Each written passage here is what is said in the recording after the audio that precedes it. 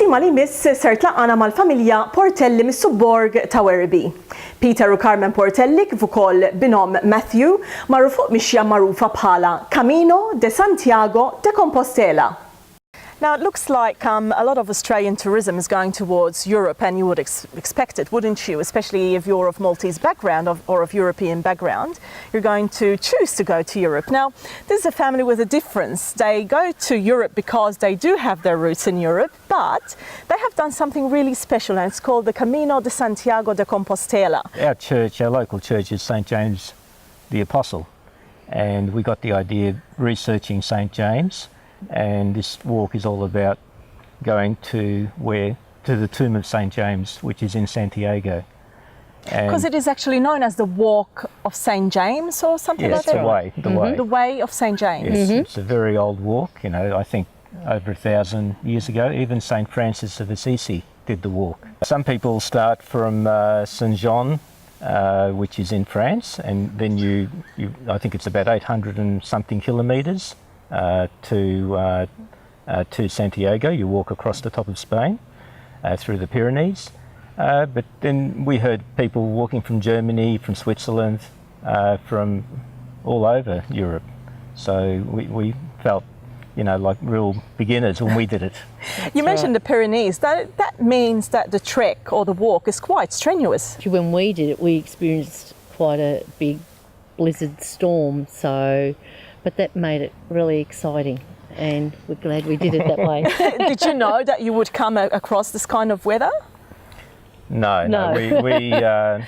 We weren't really sure what to expect. You can read articles on the internet, you can talk to people, but you've really got no idea what you're in for. In our case, we arrived at St. Jean, which is on the border of France and Spain, and there was a building where it had people, volunteers who registered everyone. And I think you paid about €2 to register, and they give you a booklet, which is this? No, another one. Okay. Passport. The passport. A passport.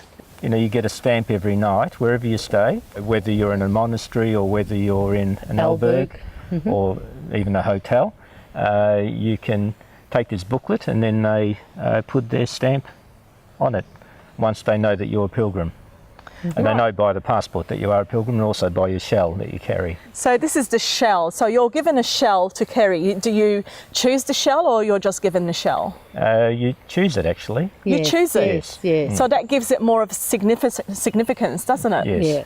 And this represents you being a pilgrim? That's right. That's right, You yes. put it on the back of your backpack, so when you're walking, it's actually quite nice to see all the pilgrims there with their backpacks and the shell, and also other locals, you know, they can see and they'll wave, or if they see you going the wrong way, they'll sort of give you the right point you. How long did the walk last for?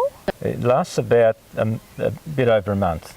Actually, I met my girlfriend just before Burgos, and we walked to Santo Domingo.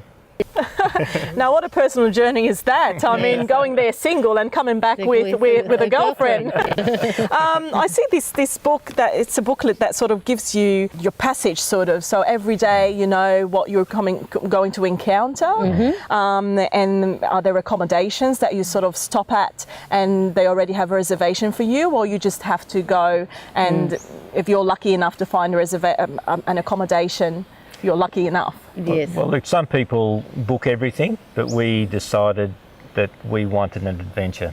So we would walk every day, and then at night, you know, about 3 or 4 o'clock, we would start looking for an albergue or a place to stay for the night. Somewhere to sleep, yep.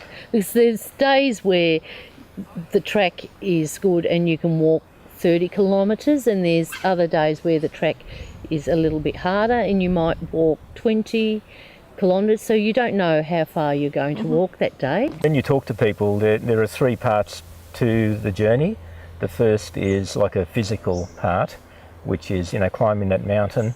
you know, carrying the backpack, you know, 9-10 kilos worth. And your feet start to hurt and blisters. Everyone's talking about their blisters and sore feet and sore knees. And everyone's got renomies and ideas and so you hear, all things that you do. So a lot of people say that's like the first third of the journey is the physical. You're broken, your body is wrecked from all the walking and a lack of sleep. People snoring in the old birds, you know, you're not sleeping well. You're having very basic food a lot of the time. And then the next part is like the emotional. You're walking and you're thinking, why am I doing this? Should we finish it now? Should we catch the bus? Shall we catch a taxi? You know. That's right. And then you get over that. And then the last third is like a real spiritual journey. So you feel like you don't want it to end. You're just walking and you almost want to walk alone and not talk to anyone anymore. You're just enjoying Yourself. the spirituality of the trip. For our viewers who have sort of pressed on in years but would like to experience this walk, the Camino de Santiago de Compostela, are there buses that sort of can run from one sort of checkpoint, should we call it checkpoint, to another, where the older pilgrims can actually catch that bus? Yes, yep. There's lots of transport. And there's also donkeys. You could do it with a donkey. Hire a donkey. For our viewers who are sort of thinking, oh, this might be interesting, a journey of self-discovery, would you recommend it to yourselves as a couple? Would you recommend it to other couples? Oh, definitely. I think it would be very good. You know, people asked us, how did you go together? Did you fight? Or, you know, but we actually didn't walk together. Yes. We would take off in the morning and often I would walk ahead maybe a kilometre and Carmen would walk behind, and because if you walk together you don't meet other people. That's right. But when you're walking on your own, people tend to talk to you. And then usually at lunchtime and then in the evening we'd catch up together and talk about who we'd met and and then we'd gather. They'd have a pilgrim meal every night. Matthew, you came out of this experience not only on a journey of self-discovery, but you've also encountered your girlfriend, as you said. Do you think that having met someone on such a great, experience strengthens the way you got to know each other and for your future?